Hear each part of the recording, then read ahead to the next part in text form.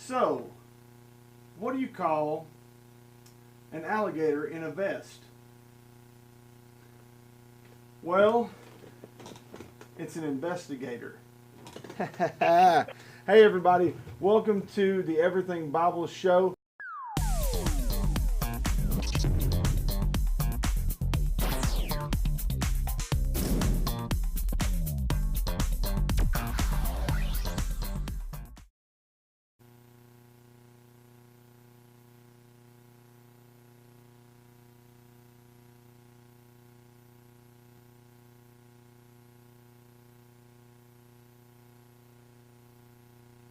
Joke.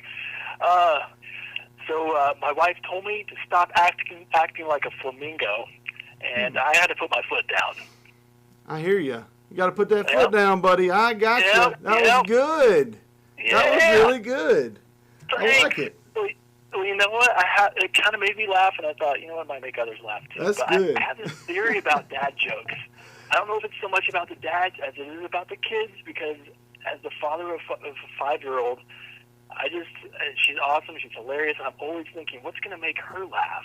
What's going to make an actual 5-year-old laugh? And so, these corny knock-knock jokes and goofy puns, that's kind of where I live right now with this 5-year-old. And my theory is that it becomes permanent, sort of this arrested development thing. So 20 years from now, I'll still be telling my daughter about the interrupting cow or whatever corny knock-knock joke she laughs about now, and she'll say, stop telling dad jokes. The interrupting cow, that's a good one. Yeah. That's a good one. All right, so let's get into it, Daniel. Again, thank you so much for taking the time to talk with me and to inform our viewers of everything Thomas Nelson. Okay, so my vision for this interview was for us to kind of, I'm going to kind of give you all an outline to kind of go through the history of Thomas Nelson.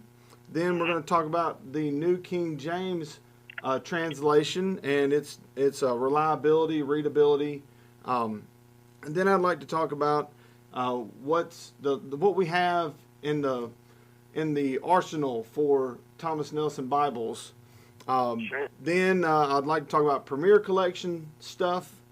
Then 2K Denmark and the Comfort Print typesetting, and then upcoming releases. So and then I have a bonus question at the end. So just stick around, everybody. So first off, Daniel, can you give us kind of a history of Thomas Nelson Bibles? Sure thing. Yeah, Thomas Nelson Bibles has a pretty long history, going back to Thomas Nelson started in 1798 in Edinburgh, Scotland. And pretty early in their history, they started producing NKJV Bibles. So that's kind of in the DNA of Thomas Nelson as a publishing house. Long tradition of it, long heritage of creating Bibles for everybody. And Thomas Nelson had all kinds of different permutations in their history. They were in Scotland, then they opened up New York offices for a while. They started doing the RSV, publishing primarily out of New York. And then they moved to Nashville, and in the late 70s, they started producing the New King James Version. That was commissioned by Thomas Nelson Publishers, and more than 100 scholars from around the world, all kinds of denominations working together to create an update to the King James Version using the same textual basis, the traditional text, and but updating the language a little bit so it's really appropriate for modern-day readers. And so you get this translation that is sort of partaking of the majesty and heritage and tradition of the King James, but is really great for modern-day readers. Oh, absolutely. And that brings us into today. And I've been with the company for about 4 years now and loving every minute of it. I love the heritage. I love what we get to do now. And it's a really special company. Absolutely. Yeah, there's Thomas Nelson has just such an awesome reputation in the Bible publishing community. Their customer service and their quality, as well as having the New King James translation in pocket. That is awesome. So let's talk about the readability of and the reliability. You talked about the reliability based on all the scholars and the scholarship that went into the New King James translation. Can you kind of talk about the readability of the translation just a little bit? the verbiage changes from the King James to the New King James? Sure. Yeah, it's a great question. The goal was to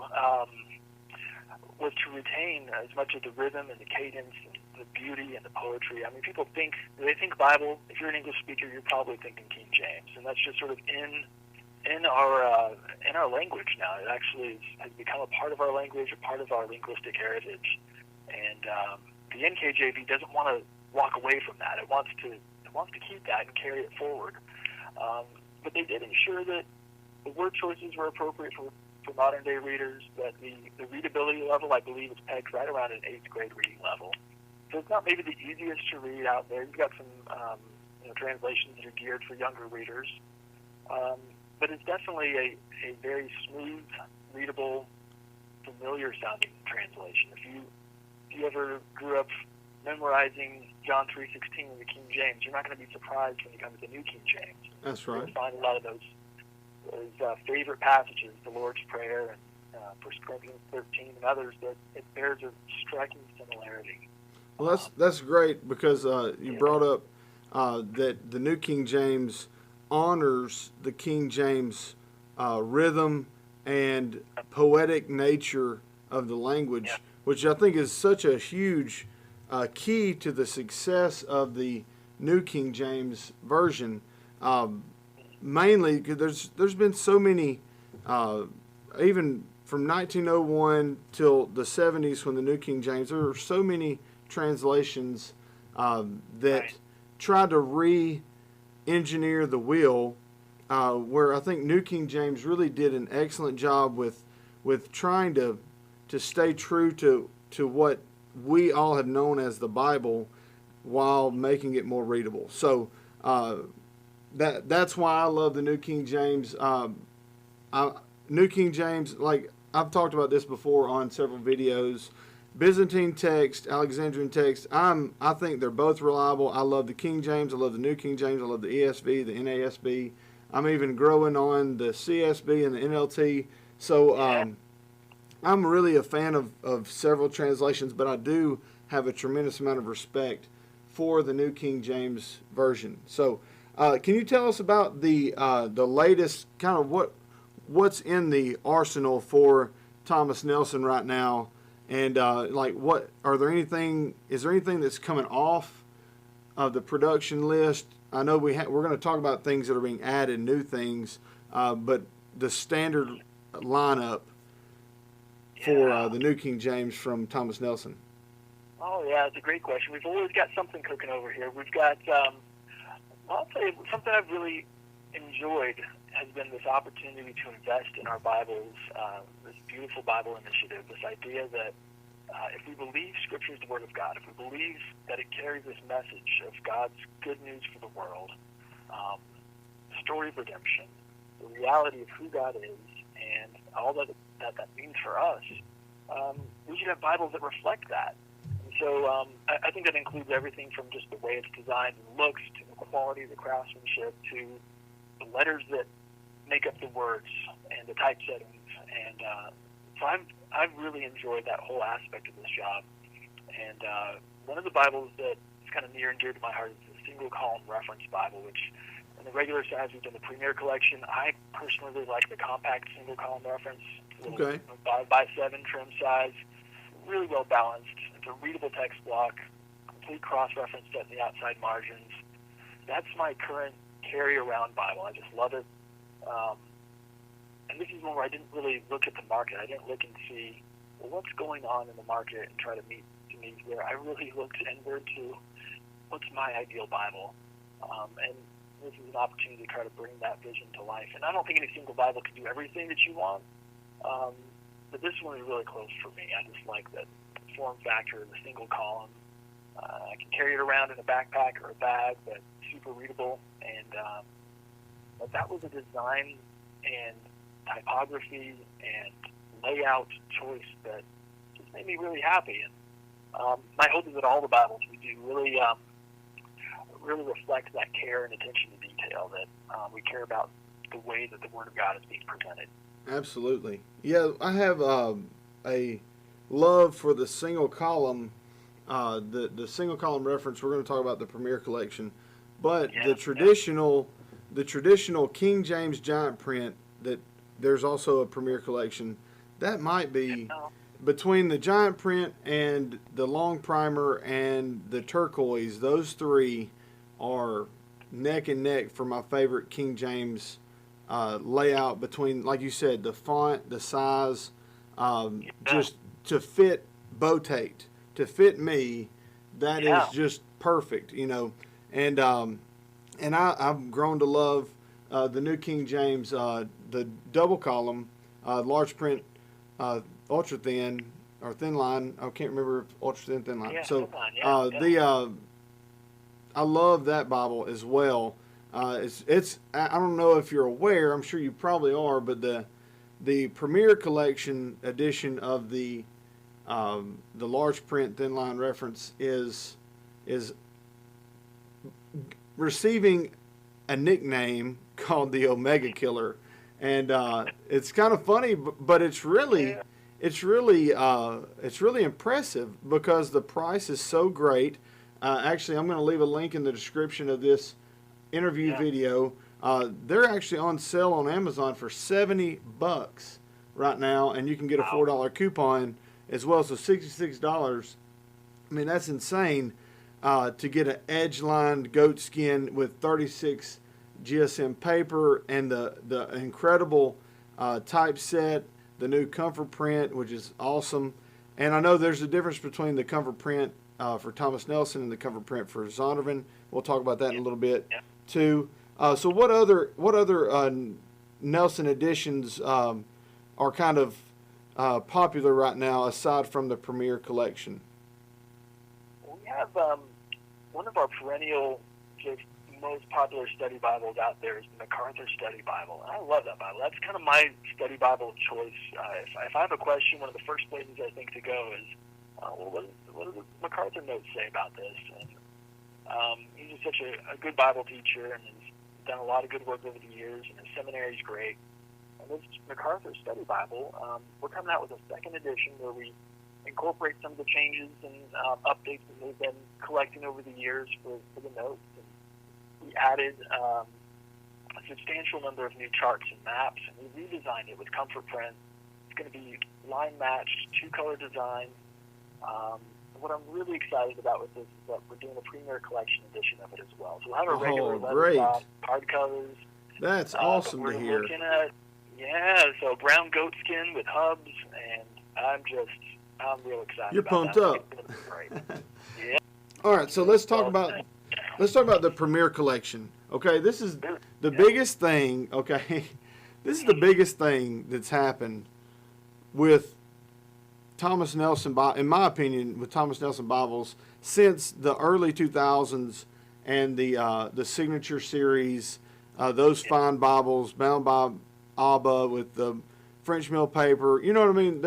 This is the best thing since then, and I have a couple of them here. The single column reference, and it's awesome. It should be called the Clarion Killer. I mean, it's so incredible. And then you have the Omega Killer.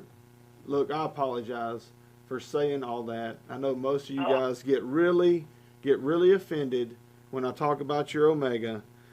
I love the Omega. I'm an ESV guy, but this is a special Bible. The large print thin line reference. The paper. Can we start with kind of the list of materials? Can you tell me about this paper? This 36 GSM paper and the two-tone printing. You have the red highlights with the dark black comfort print font. I mean, just tell me a little bit about the inside, the guts. Sure, yeah. Well, you were exactly right when you said earlier that we make all these decisions down to these minute details. And when it came to the paper, we were choosing, we were looking for something that matched up with the character of the fonts that we're using. If we're using these specialized Bible fonts that sit a little denser on the page, we were testing some paper that just didn't soak up the font, the dark color well enough. So how many different papers did you go through till you found this one? I honestly don't know. A lot, I'm sure. We did a lot, yeah. And we had a lot of checking to make sure that when it was actually on press, that the results were going to be exactly what we wanted, that it was going to be dense enough, dark enough, there would be no smearing or scattered ink spots or anything like that. And this paper really just fit the bill. It was chosen for its texture, its opacity. It has a little hint of cream color to it, but it's very neutral, and it just feels good. It's a really good paper. We couldn't be happier with it. Now the layout is very similar to the Schuyler Quintel. I know that it wasn't replicated because of that, but it is really becoming a very favorable layout. And I love how you guys used the highlights within the text on the section headings, the chapter markings, and especially in the references. I use references and having highlights instead of them just being bolded. Having highlights is a big deal for me down there, being able to access those references quickly. All right, so next thing, ribbons. Then we're going to go to the exterior, the cover, all those things. Why? Okay, this was a question. This is a comment I had on my review, and some folks didn't like it. Some folks agreed with me. And I've always been nitpicky about ribbons, so please forgive me. Ribbon is cheap. Why did you only go for the single-sided satin instead of double? That's a great question, Bill, and it's entirely welcome. There's this feeling of anything we do in this space, we're standing on the shoulders of giants. And you mentioned some of the inspiration for this edition.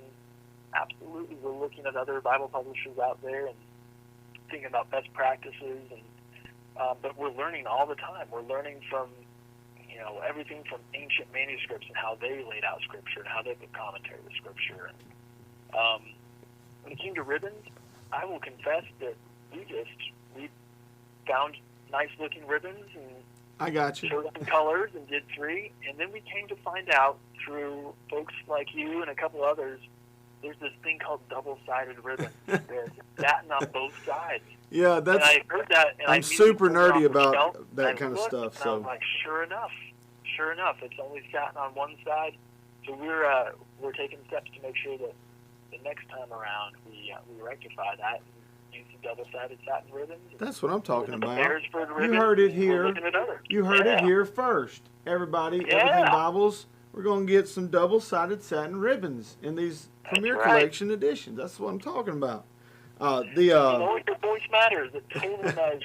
We're listening, and we love to hear from people, and we love to learn. Well, that shows the character of the company that you're willing to adapt and to give the customers what they want, So, all right. So that's really cool to hear. I'm excited about the double satin ribbons. It's not a huge deal for me. They are big and wide. I love them. I can change ribbons in about 2 minutes, so it's not a huge deal. But when you're stacking up these Bibles one beside the other, and the potential customer saying, okay, I've got New King James options. I've got an Allen, I've got a Schuyler, and I've got a Thomas Nelson Premier Collection. Little things like that, that's when those little things really matter. The single-sided versus double-sided. Now, when you're comparing those, like right now I could get out the Allen single column, the single column New King James, and these Premier Collections will blow it away as far as the paper, the art gilding, all these that would blow away that Allen Bible. Now the cover is the only place where it's different, and we're about to talk about that. But I think seeing those small things like ribbon type, little nerdy things, and even if you added, a little more yap, you could stand out from those others. Plus, being half the price makes a huge difference too. All right, so Daniel, I'm sorry I keep yapping and yapping. I'm sorry. Great. I want to talk about this cover, okay? And I've tried to explain these Bibles, and you can correct me if I'm wrong, which I've been wrong a couple times in my life, so you can correct me if I'm wrong. These Bibles are bound in China, and there's a reason. I'm sure it's for affordability, not have the logistics for having to move everything from one place to the other. So this goat skins, I think it's really nice, but it's definitely a completely different grain structure than what you'd find from an African or like a Nigerian goat skin, or other goat skins like what Youngblood would use, or other companies like that. Can you tell me if was that a big deal for you guys? Because I know Holman uses the same type goat skin. All their stuff's bound in China. And then, like, I'm not knocking China, y'all. China has some quality printings and quality bindings. So don't get on the whole anti-China train, because they're coming along and producing some great products. So what were there any other options for choosing goat skin, or was this kind of all they had to choose from with regards to selection of grain and style? I guess you could only choose calf skin or goat skin, and this is all they really had. Is that? No, they had quite a selection. Okay. A lot of different options, and we did consider bringing in, like, sourcing this material from elsewhere and bringing it in. What really sold us on this particular material, we did confirm that nothing was lost in translation. It definitely is full grain goat skin. Absolutely, it is. Yes. But it's a very soft and very smooth grain to it. I think that kind of speaks to they're probably sourcing it from. They're not just picking one or two of the portions of the goat skin. They're really using the whole thing. So I think you're going to see some variation. But it is generally a pretty soft material. I think it's because of how they processed it. Well, you also, and I've explained this on a couple of videos, like animals, if you had a goat in North America, like I've shown people the difference between Chinese calf skin and North American calf skin based on the climate, based on the environment, the region where the animal's born and raised.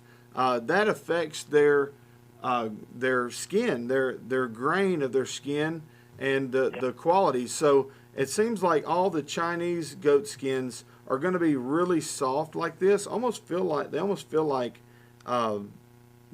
like calf skin, and the calf skin liners are just incredible. Yep, and I think it kind of comes down to a preference thing. Absolutely. I think some are going to appreciate a bit of a thicker, rougher feel with a little bit of a deeper grain, and others are really going to like the smoothness. And I think we're going to see some variation even on the next round as we're looking at what we do next with the Premier Collection. As we look at different colors, we may find that there's a whole new feel for a brown goat skin Premier Collection than Absolutely. The black one. So the inside liner. Go ahead. I'm sorry, I interrupted you. Oh, you're good. We're just committed to experimenting and finding the right material. But you did hit on one of the key things is we love to make these things available. I love hearing that people can say, go to Amazon right now and you can get it for under $80. Oh, yeah. That's something that makes me happy when I think about a Bible like this being that accessible. I'm glad for that. That's exactly right. That's a great point, is that the Premier Collection is attainable for the majority of people that want a nice Bible. There's no excuse not to have one now. It doesn't cost $200. Like right now, you can get them for $66 on Amazon. All right, the spine. One quick thing I want to talk about before we move on to 2K Denmark. The spine on these Premier Collection. That's the only knock I might have on the cover design. I understand that the goat skin's a preference choice. It is full grain. It's soft. It's great. These painted ribs and stuff, will we possibly see raised ribs in the future, or even tooled ribs, like more of a deeper tool, or anything like that, or is this going to be kind of what we're gonna get? we are definitely looking at raised ribs. We're looking at the tooled ribs as well, but we're kind of leaning towards raised. Oh, I love raised ribs. Yeah, and you know what? We had some interesting discussions about that, and some of us were kind of feeling like, well, it's purely aesthetic. It's sort of a callback to the old days when they had to gather up all of the threads and put it exactly put it somewhere. So we're not really doing that. We're just kind of putting something in there to sort of call to mind that old world style of bookbinding. Well, it has a functionality to it, doesn't it? It has a functionality when you hold it. When you hold a Bible with ribs, it has a function that it helps not slide off your hand, but it also it's a subtle nostalgia to it that kind of call back to the olden days when actually, like you were saying, the sewing is what made the rib. And I think I just love the feel of them. I love how they look older. I was just going to ask you that. Okay, so I want to talk really quickly about. I'd like to talk really quickly about 2K Denmark and maybe specifically working with claws and the design, how that worked. How long did it take to develop the Thomas Nelson comfort print, and what was it like working with him? We had some technical issues there. Back to the question. Okay, Daniel. Tell us about the 2K Denmark font with the King James, and then move into the New King James, please. Sure, yeah. Working with 2K Denmark, with Klaus and Thomas and Magnus and Heidi and all of those guys, it was just wonderful. Great experience. We are treasures in the world of Bible publishing. They're incredibly generous with their expertise. They're so good at what they do that they're so quick to share with us as Bible publishers to ensure that we're making the best possible Bibles. And for the process of coming up with the King James typeface, that was the first one that we did with them. And the King James had the most natural story to tell. It had such a long story, great tradition there. So they were able to dig into the history of the translation and Thomas Nelson's heritage as the steward of that translation. And we were able to tell that story in the form of a typeface that was created to really feel like a King James Bible. I think they nailed it. It's amazing. It feels like it's part of our identity now as King James publishers. Excellent. And then the New King James was an iteration of that King James font, which is appropriate. The New King James itself is an iteration of the translation from the King James Bible. So they took those same letter forms, but they modernized them a little bit, gave them a little bit of an edge, and really created something that is similar but distinct. And again, it just tells the story of the NKJV in font form. It's amazing.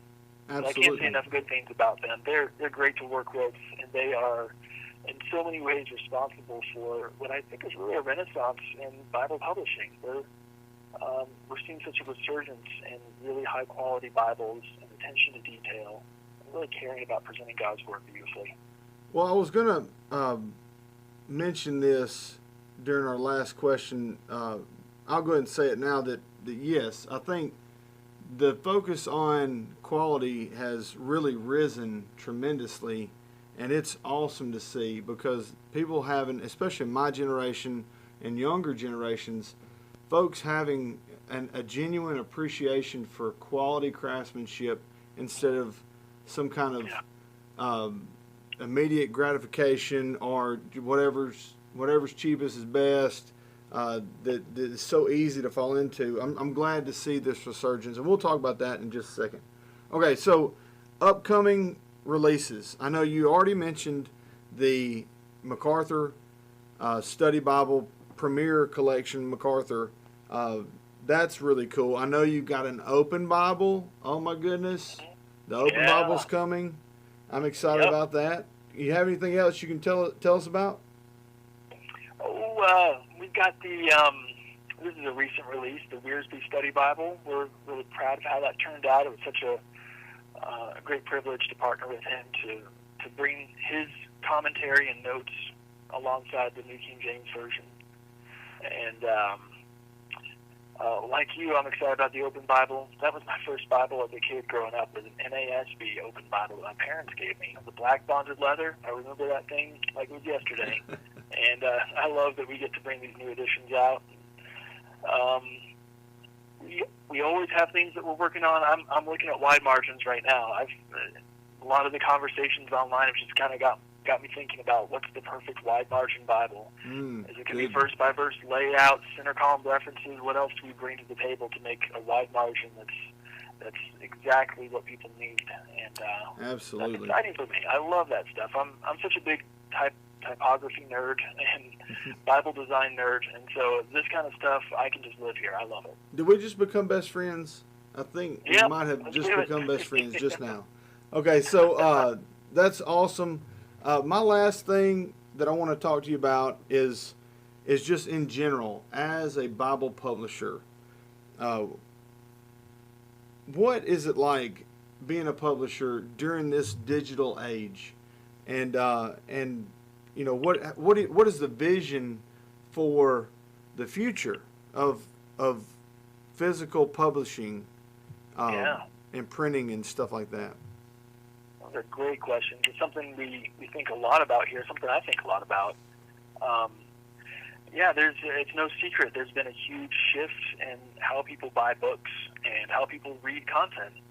And I know that there was a time when people were sort of saying, "Oh, it's the end of print," but that hasn't really been the case. Instead, we've seen sort of a plateau in ebook sales, and in some cases a resurgence in print sales. But it's changed. It's definitely changed from what it was 15 years ago or 10 years ago. Well, 10 or 15 years ago, this interview would be on paper. You know, that's one thing. This interview would be in a newsletter or on some other form other than on video on YouTube.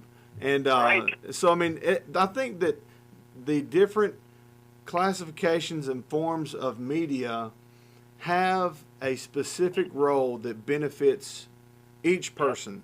And I think that we cannot think that digital media will ever take the place of physical paper and print. They just have a different purpose. I mean, we read books, we read the Bible so that we have a connection. We connect with the story, we connect with the scriptures, we connect with our God. And it's hard to do that when it's so easily accessible by touching an app, and there's so much more tangibility with opening a physical Bible, and there's so much more relatability to a story when you can open up a physical book. I think as we have become accustomed to this digital age, it has kind of placed those different types of media into different slots. So you have stories that are whatever, they're going to be, on emails and blog posts, and but then, Catcher in the Rye, I'm going to probably have a handheld, I'm going to hold that one. And I think that it just depends on the person, really, but I think they each have their own special complementary function in our society. What do you think? I think there's something to that. I think there are two components to this conversation. I think you're exactly right when it comes to specific books. Some books are great. If it's just summer reading, throw it on the Kindle, take it to the beach. But if it's something like a Bible or a classic, there's something special about the print version. And we've seen that borne out in the market. We've seen that when it comes to Bibles, it's both and. People definitely want to go to Bible Gateway and YouVersion and have apps on their phone and all that. But that doesn't mean they don't want a nice print Bible. And in fact, I think the fact that you can have a freely accessible portable Bible on your phone has reawakened the sense that when you get a print Bible, you want a nice print Bible. You want something that's quality. You want something that's sewn binding, something that's got a font that's actually a beautiful font. So all of those things, I think it works together really well. And then the other component here is not just how we consume print media, whether we're looking at digitally or in print, but also how we find it and how we purchase it. So we've definitely seen in this digital age, like you said, movements toward more and more people buying things online. And that changes. That's part of why I appreciate what you do so much. You bring the experience that you used to be able to only get by going to a bookstore and walking into the store and going in there and picking up a Bible, unpackaging it, seeing for yourself. Yeah. Bringing a version of that experience to people in their homes on YouTube.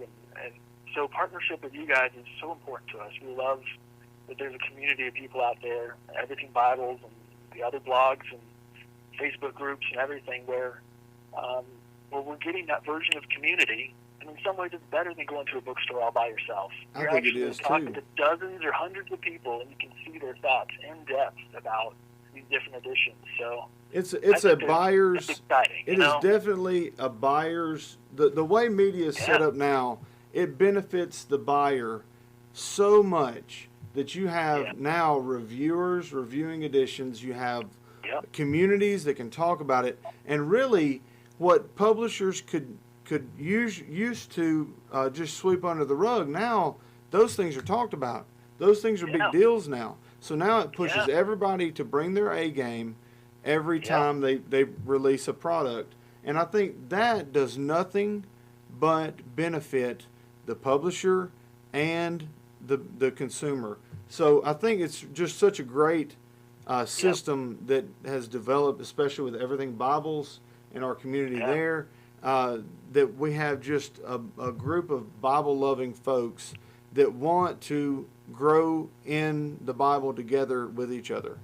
So, Daniel, thank you so much for your time, buddy. I know I've taken up a huge chunk of it today, and I really appreciate your patience and your kindness and your hard work.